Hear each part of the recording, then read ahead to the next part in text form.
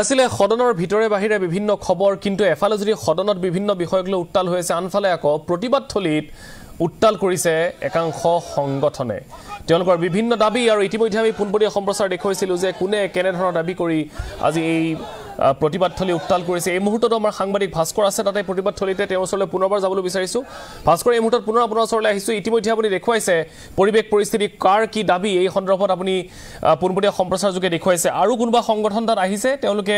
কি দাবী উত্থাপন কৰে চৰকাৰলৈ হয় মানস এই মুহূৰ্তলৈকে পাঁচটা সংগঠন এই মুহূৰ্তত পাঁচটা সংগঠনে সচলৰ প্ৰতিবাদস্থলীত তেওঁলোকে প্ৰতিবাদ সাব্যস্ত কৰি আছে সদৌ অসম শিক্ষাকৰ্মী সন্থাই তেওঁলোকে বিশেষ টেট অনুষ্ঠিত কৰিবলৈ দাবী জনাই তেওঁলোকে এইদৰে প্ৰতিবাদ সাব্যস্ত কৰিছে সদৌ অসম সংযোগী শিক্ষাকৰ্মী সন্থাই পুনৰ বিশেষ টেট পৰীক্ষাৰ বিজ্ঞাপন জাৰি কৰাৰ দাবীত তেওঁলোকে এইদৰে শিক্ষক সমাজে তেওঁলোকে প্ৰতিবাদ কৰি আছে আমি আন যিসমূহ তেওঁলোকৰ বিষয় সেই বিষয়সমূহৰ বিষয়ে আমি জানিবলৈ যত্ন কৰিম আপোনালোকৰ মূল দাবী কি হয় আমাৰ মূল দাবী হৈছে যাতে চৰকাৰখনে বিশেষ টেটৰ যি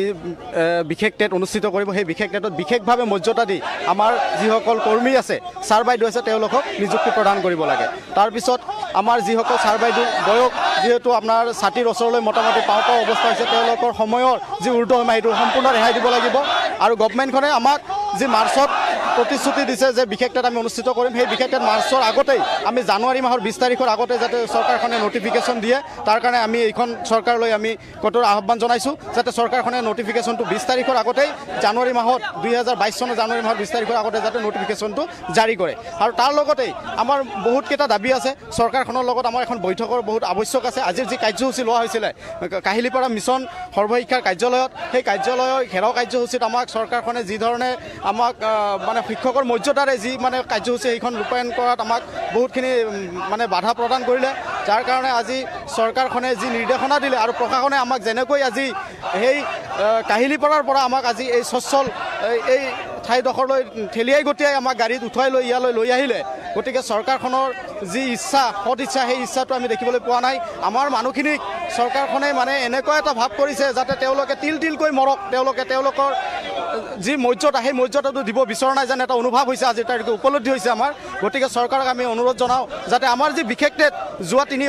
3 অক্টোবৰত হৈছিলে আৰু অক্টোবৰত যি বিশেষ টেট হৈছিলে সেই বিশেষ টেটত যেনেকুৱা ধৰণৰ হ'ব লাগিছিলে ঠিক তেনেকুৱা ধৰণৰ বিশেষ টেট তেওঁলোকে পাতা নাই তেওঁলোকে ইমান জটিল কৰিলে আমাৰ ছাৰ বাইদেউসকলে কোনো মানে আপোনাৰ উত্তীৰ্ণ হ'ব নোৱাৰিলে সকলে অৱতীৰ্ণ হ'লে মোটামুটি আপোনাৰ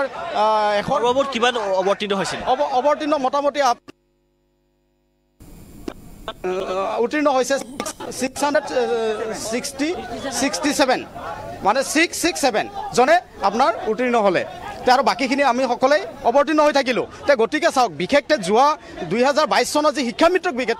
বিশেষ টেট পাতিছিলে সেই বিশেষ টেটত তেওঁলোকৰ 100ৰ 95% মানুহ পাছ কৰি দিছিলে গভৰ্ণমেণ্টে আৰু তেওঁলোকক এংগেজমেণ্টো দিছিলে সেই সময়ৰ বিশেষ টেটত যেনেকুৱা ধৰণৰ কুৱেশ্যন কাটিছিলে বা যেনেকুৱা প্ৰশ্ন কাকত হৈছিলে তাৰ তুলনাত যি বিশেষ টেট আমাক পাতিলে চৰকাৰখনে এই বিশেষ টেটৰ মাজত আমি দেখিবলৈ পাইছোঁ আমাক চৰকাৰখনে দিয়াৰ কাৰণে সদিচ্ছা কৰা নাই এনেকুৱা জটিলতা কৰিছে আমাৰ মানুহখিনিক মানে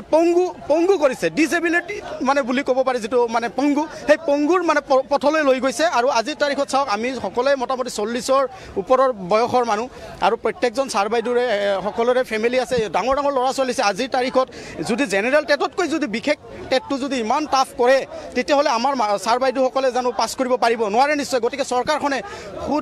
সুচিন্তাৰে সুদৃষ্টিৰে চাব লাগে যে এই কৰ্মীসকলে যিহেতু বহুত দিনৰ পৰাই কৰ্মৰত হৈ আছিলে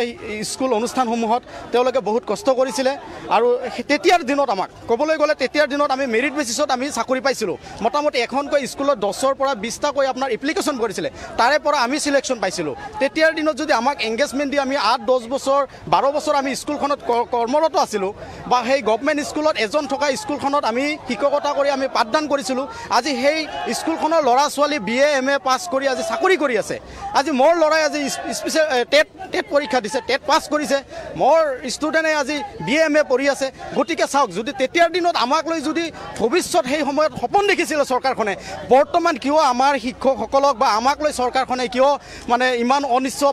অনিশ্চয়তা দেখিবলৈ পোৱা গৈছে বা আমাক কিয় এই সুবিধাৰ পৰা বঞ্চিত কৰিছে গতিকে মই অনুৰোধ জনাওঁ যোৱাবেলি যি স্পেচিয়েল টেট হৈছিলে সেই স্পেচিয়েল টেটখন একদম বহুতো মানে আপোনাৰ জটিল আৰু বিসংগতিপূৰ্ণ মানে এখন স্পেচিয়েল টেট আছিল সেই স্পেচিয়েল টেট যাতে পুনৰাই যি স্পেচিয়েল টেট পাতিব সেই টেটখন ইমান মানে সহজ কৰি দিব লাগে যাতে আমাক চৰকাৰখনে নামমাত্ৰ স্পেচিয়েল টেটটো পাতি আমাক চাকৰি হয় নিশ্চয় এইষাৰ কথা ক'ম তেওঁলোকে আমাক মুঠৰ পৰা চাকৰিটো প্ৰদান কৰিব লাগে আৰু যিটো স্পেচিয়েল টেট আমাৰ সৰ্বশিক্ষাৰ আমি যিহেতু সৰ্বশিক্ষাৰ কৰ্মী আছিলোঁ তেওঁলোকে আৰু এই স্পেচিয়েল টেটটোৰ দায়িত্ব দিছিলে সেৱাক গতিকে সেৱাক নিদি সৰ্বশিক্ষাক দিব লাগে আৰু চৰকাৰখনে একেবাৰে সাধাৰণ হিচাপে আমাৰ স্পেচিয়েল টেটটো অনুষ্ঠিত কৰিব লাগে তে আজি যি কাৰ্যসূচী আছিলে আমাৰ ঘেৰাও কাৰ্যসূচী এই কাৰ্যসূচীত আমি ভাবিছোঁ যে চৰকাৰৰ লগত আমাৰ এখন বৈঠক হ'ব লাগিব আমাৰ বিষয়াসকলক লগত লৈ আমাৰ যিহেতু তিনিটা সংগঠন আমি একত্ৰিত হৈ কাম কৰিছোঁ আমাৰ প্ৰেচিডেণ্ট ছেক্ৰেটাৰীৰ লগত শিক্ষা বিভাগৰ মানুহ থাকিব লাগিব চৰকাৰৰ মানুহ থাকিব লাগিব আজিৰ বৈঠক আমাক এটলিষ্ট 30 মিনিটৰ কাৰণে হ'লেও সময় দিব লাগিব চৰকাৰখনে আৰু তেওঁলোকে আমাক তেওঁলোকে প্ৰতিশ্ৰুতি বা আমাক আমাক মাইনুটছ এখন আমাক দিব লাগিব চৰকাৰ ইয়াতে আন এগৰাকী শিক্ষক আছে তেখেতৰ মন্তব্য ল'বলৈ আমি যত্ন কৰিম কি ক'ব আজি আপোনালোকৰ প্ৰতিবাদ আমাক মানে কি হ'ল চৰকাৰৰ ওপৰত কোনো আমাৰ আক্ষেপ নাই আমাৰ আক্ষেপ আছে সেৱাৰ ওপৰত চৰকাৰে আমাক খাবলৈ দিলে কিন্তু সেৱাই আমাৰ মুখলৈ দলি মাৰি দিলে যাৰ মুখত পৰিল আৰু যি আমাৰ 95% অধিকৰ মুখৰ পৰা আঁতৰি গুচি গ'ল গতিকে ইয়াৰ বাবে সেৱা দায়ী মই কওঁ মই এজন স্পেচিয়েল টেটৰ প্ৰাৰ্থীও আছিলোঁ আৰু এজন জেনেৰেল টেটৰ প্ৰাৰ্থীও আছিলোঁ কিন্তু মই জেনেৰেল টেটত দুইটাতে উত্তীৰ্ণ হৈছোঁ কিন্তু স্পেচিয়েল টেটৰ প্ৰশ্ন ইমানেই হাৰ্ড আছিল আমি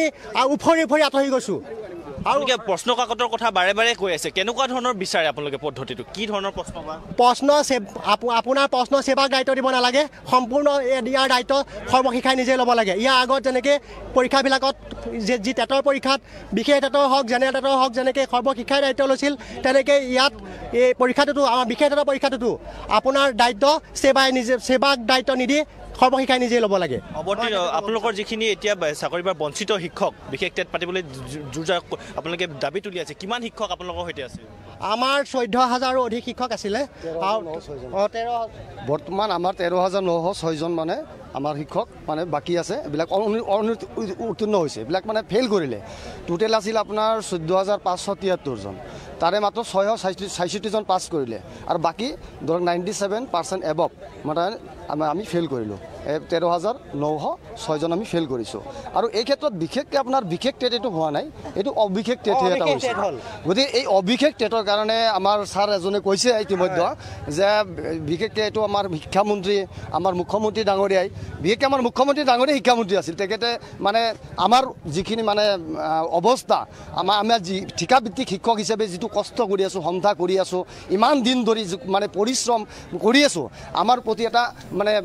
এটা এনেধৰণে প্ৰতিবাদ সাব্যস্ত কৰিছে শিক্ষকসকলে তেওঁলোকৰ টেটক লৈ যিখিনি সমস্যা হৈ আছে এই সমস্যা সমাধানৰ দাবী এনেধৰণে প্ৰতিবাদ সাব্যস্ত কৰিছে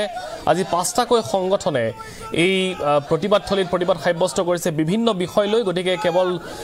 সদনৰ ভিতৰতেই নহয় সদনৰ বাহিৰতো বিভিন্ন বিষয়ক লৈ আজি উত্তাল পৰিৱেশৰ সৃষ্টি হৈছে অধিৱেশনৰ দ্বিতীয় দিনটো